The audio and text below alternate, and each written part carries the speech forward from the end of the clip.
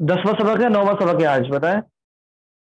मैं 9वां सबक है, क्लास 10 में है। हाँ, 9वां।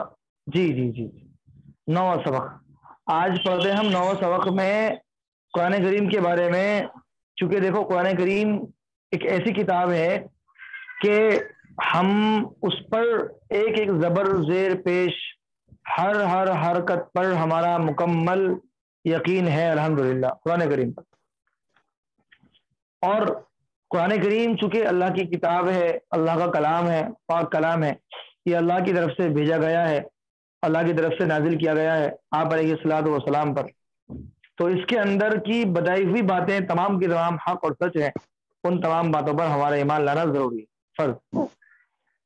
तो आज हम बात करते हैं, बहुत सारी चीजें ऐसी होती हैं कि लोग उनके मालूम होने का दावा करते हैं कि भाई ये बात हमें भी मालूम है, और इस बात को तो हम भी बता सकते हैं। आज दुनिया के अंदर कितने सारे लोग हैं जो अपने आप को बहुत ज़्यादा जानने वाला, यही है कि बहुत ज़्यादा इल्म वाला समझते हैं और कहते भी हैं। तो 5 चीज़ें ऐसी हैं जिनके बारे में कोई नहीं जानता। 5 बातें, 5 बात, ये 5 बात ऐसी है जिनके बारे में कोई नहीं जानता, सिर्फ अल्लाह जानते हैं। लेकिन दुनिया वाले भी इसका दावा करते हैं कि भी इस बात को हम भी जानते हैं। लेकिन हमें इसका अकीदा और इसका यकीन रखना है कि ये 5 बातें जो हैं इनको कोई नहीं जानता, इनको सिर्फ अल्लाह ही जानते हैं। अगर कोई दूसरा इंसान दावा करता है कि भी इसको मैं भी जानता हूं, तो उसका दावा झूठ भी हो सकता है, शक भी हो सकता है, और झूठ होता भी है। बाज़ मर्तबा होता है कि झूठ हो भी जाता है। इंसान ने किसी बात का दावा किया, इन 5 बातों में से किसी एक बात का दावा किया, तो बाज़ मर्तबा वो दावा झूठा भी हो जाता है। अब वो 5 बातें क्या क्या है, वो बातें सुन लें। कुरान करीम के अंदर फरमाया, इन्नल्लाहा इंदहु इल्मुस्साअह, कि बेशक इस बात का इल्म अल्लाह ही के पास है कि कयामत कब आएगी। अब कयामत तो एक ऐसी चीज है जो बहरहाल आने वाली चीज है, और हर हाल में आएगी ही कयामत तो, क्योंकि आप अलैहिस्सलाम ने हमें इस बारे में बताया है, अल्लाह तबारक व तआला ने इस बारे में बताया है कि एक दिन कयामत का आएगा, बड़ा हौलनाक मामला होगा। तो वो कब आएगा इसका किसी को मालूम नहीं है, इसका सिर्फ अल्लाह ही को मालूम है। नंबर 1, कयामत कब आएगी। बाद लोगों ने इसका अंदाजा किया है, इसकी पेशीन गोइयां दी हैं कि कयामत के करीब ऐसा ऐसा होगा, तो समझ लेना कि कयामत बहुत करीब है। तो कितने लोग दुनिया के अंदर आए, इल्म वाले बहुत सारे लोग आए, लेकिन एग्जैक्ट किसी ने भी कयामत को नहीं बताया। कयामत को किसी ने भी, समझे, कयामत को आज तक किसी ने मुकम्मल तौर से पक्का सबूत किसी ने नहीं दिया कयामत कब आएगी। अलबत्ता कयामत की पेशीन गोइयां दी हैं कि कयामत से पहले ये होगा, माओ को जलील किया जाने लगेगा, शराब आम हो जाएगी, जिना आम हो जाएगा। तो बहुत सारी बड़ी बड़ी निशानियां भी दी हैं, लेकिन कयामत का पक्का किसी ने एक दिन मुकर्रर नहीं बताया कि कयामत उस दिन आएगी या कयामत जब आएगी। बल्कि हदीसों के अंदर मिलता है कि कयामत जुमे के दिन आएगी। कयामत जो कायम होगी वो जुमे के दिन कायम होगी, क्योंकि हदीस शरीफ के अंदर आता है कि जुमे के दिन से इंसान और जिन्नात के अलावा तमाम की तमाम मखलूक डरती है, तमाम जानदार डरते हैं, क्योंकि जुमे के दिन ही कयामत कायम होगी। लेकिन वो जुमा कौन सा होगा इसका कोई इल्म नहीं है किसी के पास, ये सिर्फ अल्लाह ही जानता है। इसी को अल्लाह ने फरमाया, इन्नल्लाह इंदहु इल्मुस्साअह, बेशक कयामत का इल्म अल्लाह ही के पास। और आगे फरमाया, वयुनज़्ज़िलुल गैस, और बारिश कब होगी इसको भी अल्लाह ही जानता है, इसके अलावा कोई नहीं जानता। बाद मर्तबा ऐसा होता है कि हम आसमानों पर बादलों को देखते हैं, मौसम बिल्कुल बारिश का हो चुका होता है, लेकिन बारिश नहीं होती। हम इसका अंदाजा लगाते हैं कि भाई बारिश होने वाली है, लेकिन वो अंदाजा ही रह जाता है, बारिश नहीं होती है। کتنی مرتبہ ایسا ہوتا ہے. تو بارش کے بارے میں بھی اللہ جانتے ہیں کہ بارش کب ہو. اس لیے ہم کسی بھی چیز سے دھوکے میں نہ پڑے، بلکہ یقین اس بات کو رکھیں کہ اس کا علم تو اللہ ہی کو ہے، اللہ ہی اس کو جانتے ہیں کہ یہ سب کب ہوگا، کہ قیامت کب آئے گی، نمبر 1، بارش کب ہوگی، نمبر 2، نمبر 3 وَيَعْلَمُ مَا فِي الْأَرْحَامِ، کہ ماؤں کے رحموں میں کیا ہے. وَيَعْلَمُ مَا فِي الْأَرْحَامِ، ماں سمجھے، ماں فی الارحام، کہ ماؤں کے رحم میں کیا ہے، یہ اللہ جانتے ہیں. سمجھے. اس میں سمجھنے کی بات یہ ہے کہ بعض لوگ اس بات کا دعویٰ کرتے ہیں کہ قرآن کریم میں تو فرمایا ہے کہ اللہ کے علاوہ کوئی نہیں جانتا اس کو کہ ماؤں کے رحموں میں کیا ہے. رحم مطلب پیٹ کے اندر کیا ہے. سمجھ رہے ہیں آپ رحم کا مطلب؟ سمجھ رہے؟ آواز نہیں آ رہی سلیم صاحب؟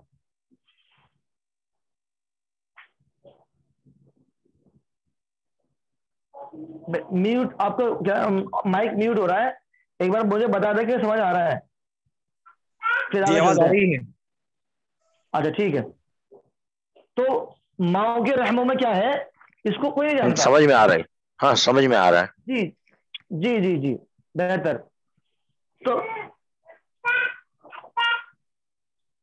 تو ماؤں کے رحموں میں کیا ہے، ایک ہوتا ہے کیا ہے، اور ایک ہوتا ہے کون ہے. سمجھے، کیا میں اور کون میں تھوڑا فرق ہے. بڑے بڑے ہاسپٹل والے، بڑے بڑے انجینئر، بڑے بڑے ڈاکٹرز آج اس بات کا دعویٰ کرتے ہیں کہ بڑی بڑی مشینیں ہیں کہ وہ ماں کے پیٹ کے اندر پتہ چلا لیتی ہیں کہ وہ کیا ہے، وہ کون ہے، بیٹا ہے، بیٹی ہے، کیا ہے، یہ سب چیز کا پتہ چلا لیتے ہیں کہ کون ہے. لیکن کون کو نہیں فرمایا اللہ نے. اللہ نے تو فرمایا ہے کہ ماؤں کے رحموں میں کیا ہے.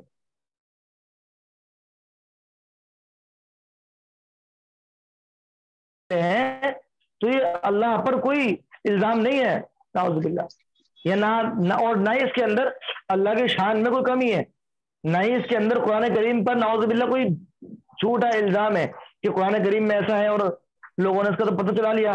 لیکن نہیں، اگر اللہ تبارک و تعالیٰ یا یوں فرماتے کہ وَيَعْلَمُ مَنْ فِي الْأَرْحَامِ، من اگر اللہ لاتے کہ ماؤں کے رحموں میں کون ہے، اس کو اللہ جانتے ہیں.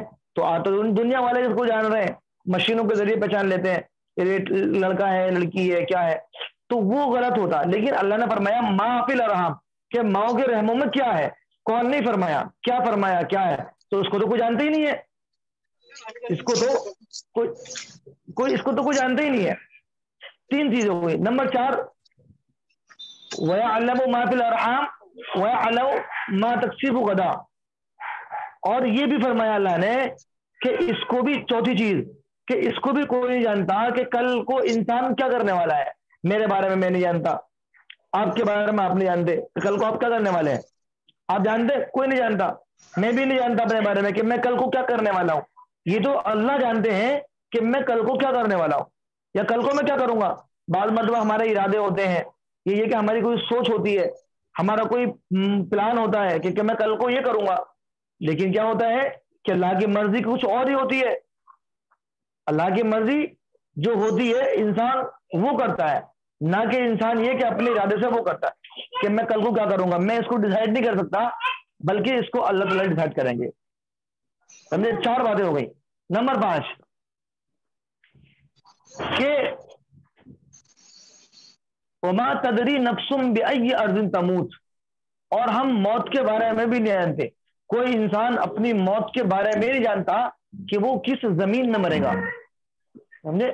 اسی کو اللہ تبارک و تعالیٰ نے 5 باتیں یہ تقدیر سے تعلق رکھتی ہیں، یہ عقیدے سے تعلق رکھتی ہے. باتیں بھی جو ہیں عقائد سے تعلق رکھتی ہیں، ایمانیات سے تعلق رکھتی ہیں کہ ہمارا ایمان جو ہے اس درجے کا ہونا چاہیے کہ جو اللہ نے فرما دیا اس پر ہمیں مکمل یقین ہو جانا چاہیے کہ ان باتوں کو کوئی نہیں جانتا.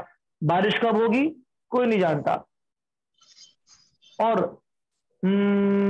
قیامت کب آئے گی کوئی نہیں جانتا.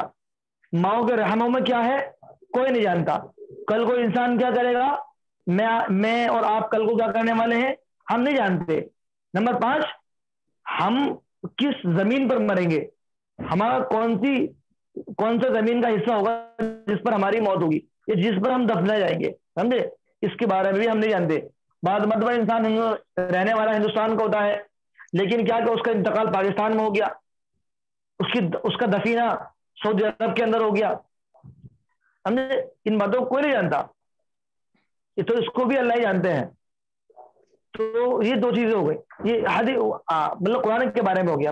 5 باتیں جو بتائی تھی کہ 5 باتوں کا علم صرف اور صرف اللہ ہی کو ہے. قیامت کب آئے گی, بارش کب ہوگی, انسان کل کو کیا کرنے والا ہے, ماؤں کے رحموں میں کیا ہے, اور یہ 5 باتیں مکمل ہو گئی. اب آگے بات آتی ہے حدیث. حدیث کے اندر کیا ہے, حدیث میں فرمایا, آپ علیہ الصلوۃ والسلام نے فرمایا کہ جو شخص کسی انسان کی پردہ پوشی کرے گا تو کل قیامت میں اللہ تبارک و تعالی اس کی پردہ پوشی فرمائیں گے. یہ حدیث ہے. یعنی اگر ہم نے کسی کا کوئی عیب, کوئی گناہ, کوئی قصور, ہم نے کوئی غلط چیز ہم نے کسی کی چھپا لی, تو کل کو اللہ تبارک و تعالی ہمارے عیب چھپائے گا. بلائے کتنی بڑی فضیلت ہے, لیکن آج افسوس کہ آج ہم نے اس کو ایک اپنا طریقہ بنا لیا, اپنا مزاج بنا لیا کہ لوگوں کے عیب کو تلاش کرنا اور لوگوں کے عیب تلاش کر کے اس کو پھر اس کو مشہور کرنا, اس کو شائع کرنا, اس کو شیئر کرنا. یہ آج ہم نے اپنا طریقہ بنا لیا, جبکہ حدیث شریف کے اندر بڑی فضیلت ہے اس شخص کے لیے کہ جو کسی کا عیب کو چھپا لے. کہ دنیا کے اندر کوئی انسان ایسا نہیں ہے کہ جس کے اندر کوئی عیب نہ ہو, کسی نہ کسی کے اندر کوئی نہ کوئی عیب ہوتا ہے. بعض عیوب ہمارے ایسے ہوتے ہیں کہ جن کے بارے میں صرف ہم ہی جانتے ہیں, اس کے علاوہ دوسرا انسان کوئی نہیں جانتا. تو اس لیے کوشش کریں انشاءاللہ کہ ہم آج کے بعد سے کبھی بھی کسی کا عیب ظاہر نہیں کریں گے, کیونکہ جب ہم کسی کا عیب ظاہر نہیں کریں گے تو کل قیامت میں بے شمار جو ہمارے عیب ہیں اللہ ان کے اوپر پردہ ڈال دیں گے. یہ فضیلت حدیث کے اندر ہے. اور اس کے بعد نمبر 4 آتا ہے عقیدہ. عقیدہ کیا ہے کہ اللہ تبارک و تعالی مسبب الاسباب ہے. دنیا اللہ نے آپ کے اوپر ڈالا ہے, دنیا اللہ نے اسباب کو ڈالا ہے.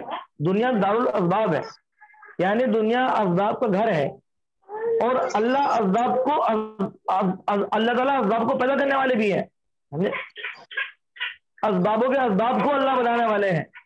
اسباب بھی اللہ کے محتاج ہیں. مثال کے طور پر ہم نے کوئی چیز کاٹنی ہے, مثلا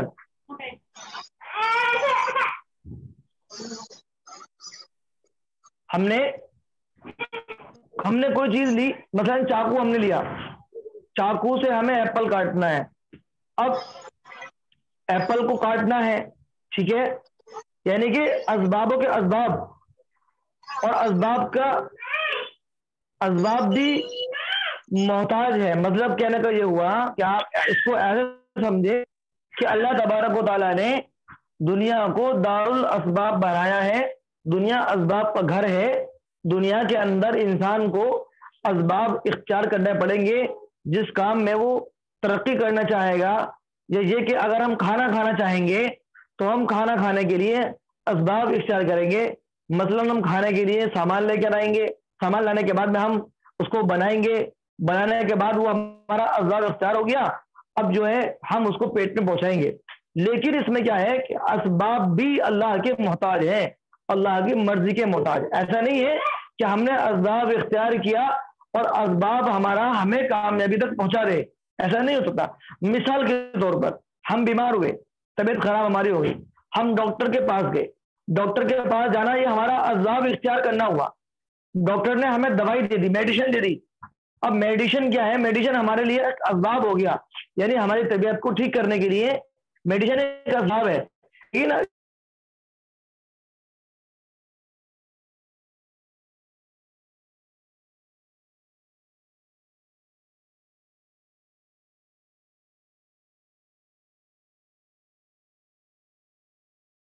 اگر اللہ تعالیٰ نے چاہا کہ وہ میڈیسن ہمیں شفا دے تو وہ میڈیسن ہمیں شفا دے گی، اور اگر اللہ نے نہیں چاہا تو وہ میڈیسن ہمارے اختیار کرنے کے باوجود بھی ہمیں شفا نہیں دے سکتی۔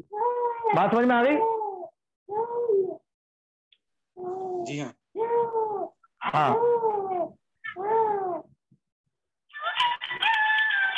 تو اسباب معلوم ہوا کہ اسباب اختیار کرنا ہے دنیا کے اندر، دنیا دارالاسباب ہے، لیکن اس اسباب کو اختیار کرنے کے بعد کامیابی کا ملنا پھر بھی اللہ کی مرضی کے اوپر ہے۔ یعنی اس کو ایسے سمجھے کہ ہم محتاج ہیں اسباب کے، اسباب محتاج ہے اللہ کی مرضی کا۔ سمجھ آ گیا؟ اسباب جو ہے اللہ کی مرضی کے محتاج ہے۔ اس کی ہم مثال بھی پیش کرتے ہیں، اس کی مثال ہمیں ملتی ہے۔ مثال کیا ملتی ہے کہ حضرت ابراہیم علیہ السلام، جو آپ لوگوں کو معلوم ہوگا کہ ابراہیم علیہ السلام پیغمبر ہیں، کہ نمرود نے ان کو آگ میں ڈالا، نمرود نے انہیں آگ میں ڈالا۔ اب آگ کو کیا ہے؟ جلانے کے لیے۔ تو نمرود نے ابراہیم علیہ السلام کو جلانے کے لیے اسباب اختیار کیا، یعنی آگ بڑھائی، بہت زیادہ آگ جلائی۔ جلانے کے بعد اس نے اور اسباب اختیار کیے آگ میں پہنچانے کے لیے، آگ میں پہنچا دیا۔ لیکن کیا ہے کہ اس اسباب کو اختیار کرنے کے بعد نمرود کو کامیابی نہیں ملی، کیونکہ اس آگ کے اندر جو جلانے کی صفت رکھی تھی وہ اللہ نے رکھی تھی۔ تو اللہ تعالیٰ کی محتاج ہے، اسباب بھی کیا ہے؟ اللہ کے محتاج۔ تو اللہ کے محتاج ہونے کے باوجود اس نے ابراہیم علیہ السلام کو نقصان نہیں پہنچایا۔ اسی طرح بڑا مشہور واقعہ حضرت اسماعیل علیہ السلام کا، جن کی قربانی پیش کی تھی ابراہیم علیہ السلام، یعنی ان کے بیٹے کا، کہ چھری گردن پر چل رہی ہے، لیکن چھری کیا چلنے میں اللہ کی محتاج ہے۔ ابراہیم علیہ السلام نے اسباب اختیار کر لیا، چھری لے لی، لیکن چھری کیا وہ اسباب اللہ کی مرضی کا محتاج بن گیا؟ سمجھے؟ تو یہ چیز ہے۔ اسی طرح عزت کا دینا، ذلت کا دینا، یہ سب کچھ اللہ کی مرضی کے اوپر ہے۔ اللہ جس کو چاہے عزت دے دے، جس کو چاہے ذلت دے دے، جس سے چاہے اللہ چھین لے، جس کو چاہے اللہ اس کو دے دے۔ یہ سب کچھ اللہ کی مرضی کے اوپر ہے۔ یہ عقائد ہو گیا۔ اس کے بارے میں آج ہم پھر بات کریں گے مسائل کے بارے میں۔ آج ہم مسائل کے بارے میں بات کریں گے کہ غسل کے فرائض۔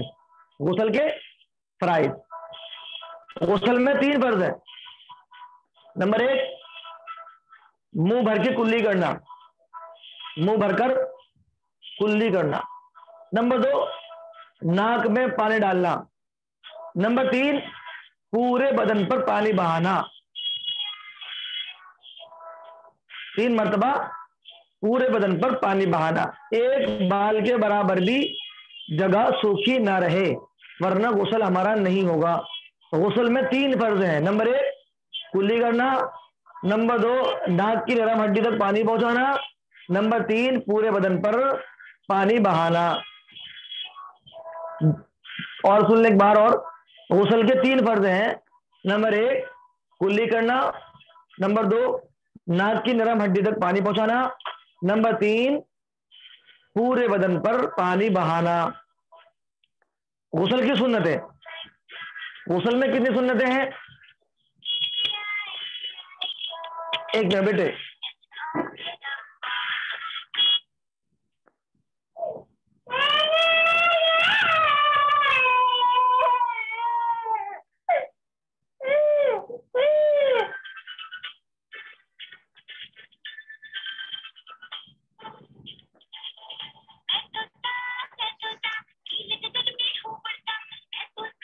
غسل کے فارغ لکھ لیے بھائی؟ ہاں لکھ لیا۔ ہاں، غسل کی سنتیں اور لکھ لیں۔ غسل کی سنتیں ہیں،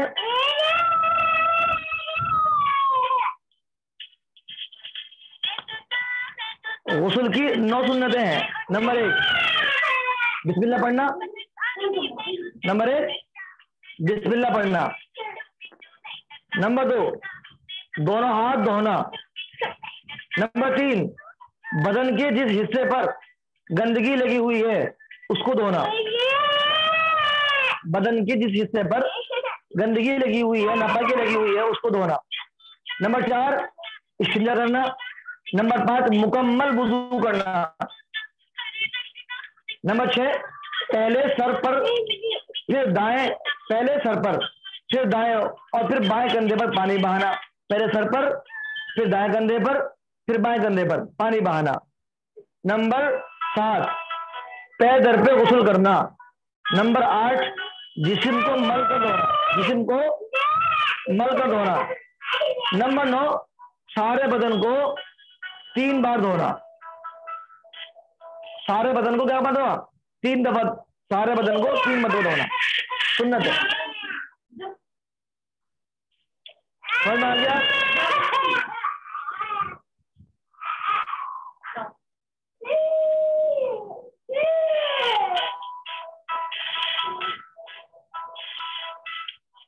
समझ में आ गया सलीम साहब? आ गया जी। नंबर 1 बताएं, लिख लिया? बिस्मिल्लाह हाँ, पढ़ना। नंबर बिस्मिल्लाह पढ़ना। ठीक है। हाँ, मुकम्मल वुजू करना। जहां गंदगी लगी हुई है उसको धोना, उस जगह को धोना। और आज की जो दुआ है, आज की दुआ है मस्जिद में दाखिल होने की दुआ। मस्जिद में दाखिल होने की दुआ। अल्लाहुम्मा फ़्तह ली अबवाबा रहमतिक, अल्लाहुम्मा फ़्तह ली अबवाबा रहमतिक, कि अल्लाह मेरे लिए अपनी रहमत के दरवाजे खोल दे। ये दुआ है, अल्लाहुम्मा फ़्तह ली अबवाबा रहमतिक। ये हमारा आज का सबक मुकम्मल हो गया। ये दुआ पिछली बार हो गई है। अल्लाहुम्मा फ़्तह ली अबवाबा रहमतिक। जी पिछले सबक पढ़ाई थी आपने दुआ। पिछले सबक में पिछली आपने बार ये दुआ सबक में था। अच्छा,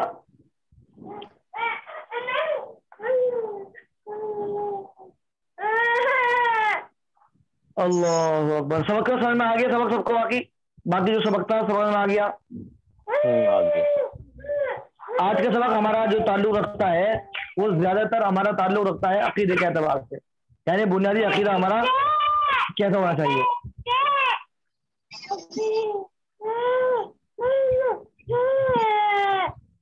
तो आज की जो दुआ है मस्जिद से निकलने की दुआ कर ले। जब वो पहले दुआ कराई थी हमने मस्जिद से दाखिल होने की, अल्लाहुम्मा फ़्तह ली अबवाबा रहमतिक, और आज दुआ है हमारी मस्जिद में निकलने की दुआ, अल्लाहुम्मा इन्नी अस्अलुका मिन फज़लिक, अल्लाहुम्मा इन्नी अस्अलुका मिन फज़लिक। मस्जिद से बाहर निकलने की दुआ, अल्लाहुम्मा इन्नी अस्अलुका मिन फज़लिक। लिख ली?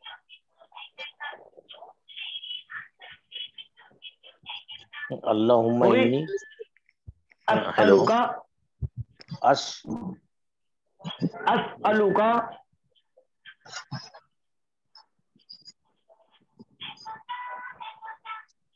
अस्अलुका मिन फज़लिक। जी हो गया?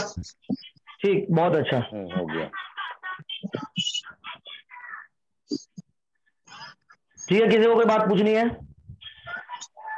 बात पूछनी थी मुझे जी। आजकल जो बाथरूम है, अटैच लैट्रिन बाथरूम रहेगी आजकल हर तो जो आप बोले थे सूरत में से बिस्मिल्लाह बोलना, तो उस सूरत में बोल सकते क्या? मतलब बिस्मिल्लाह उस सूरत में क्या है, उस सूरत में जब बोल सकते हैं हम जब के ऊपर कोई गंदगी ना हो, मसलन फ्लैश गंदा ना हो। ठीक है, समझ रहे हैं ना मेरी बात? हाँ, फ्लैश गंदा ना होना चाहिए, गंदगी उसके ऊपर ना होनी चाहिए। उसके बाद गंदगी नहीं है, साफ सुथरा है तो पढ़ सकते हैं। ठीक है,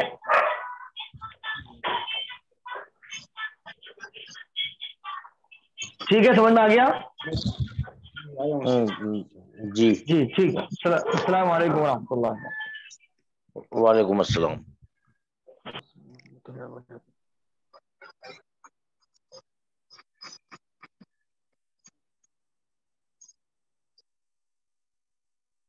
السلام علیکم سلیم بھائی. وعلیکم السلام. اور رہبر صاحب کہاں ہیں ابھی؟ ہیلو. میں تو اس ٹائم وہاں بیٹھا ہوں پارک میں. اچھا اچھا اچھا. ہاں باہر تھا اور میں جب. سب ہاں خیریت چل رہا ہے؟ اچھا اچھا. جی سب خیریت ہے. اور سب دعائیں ہیں خیریت آپ کی. چل رہا ہے؟ جی ہاں دکان آپ کی اللہ بن گئی؟ ہاں دکان ہو گئی. اچھا اچھا. وہ کچھ کام چل رہا تھا نا، وہ کمپلیٹ ہو گیا؟ ہاں